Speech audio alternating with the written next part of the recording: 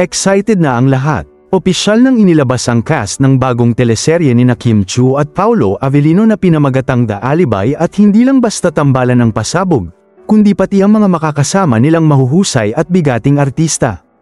Kasama sa line-up sina Angelina Cruz, Sofia Andres, Shasha Padilla, John Arcilla, Rafael Rosel, Robbie Jaworski, at ang very versatile actor na si Sam Milby.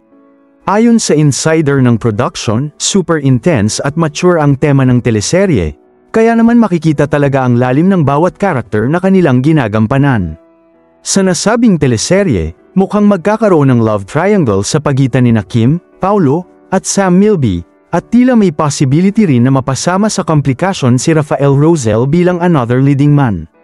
Kaya naman mas lalong naging exciting ang abangan kung sino nga ba ang magiging ultimate leading man ni Kim Chiu sa kwento. Ayon pa sa ilang netizens na nakakita sa mga behind-the-scenes photos, sobrang lakas ng chemistry ni Kim at Paolo, pero hindi rin papahuli sina Sam at Rafael.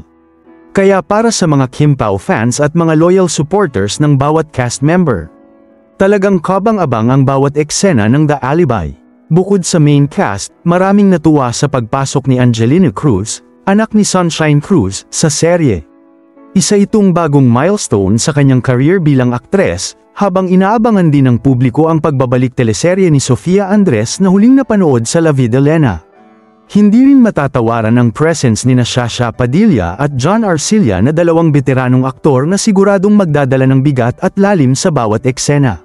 Sa ngayon ay kasalukuyang nagsushoot ang buong cast sa Cebu. At ayon sa mga ulat, very professional at masaya ang atmosphere ng buong production team. Sabi nga ng fans, bigatin ang cast, bigatin din ang expectations. Kaya naman panalangin nila ay sana tuloy-tuloy ang success at mainit na pagtanggap ng madlang people sa teleseryeng ito. Maraming salamat sa inyong panunood.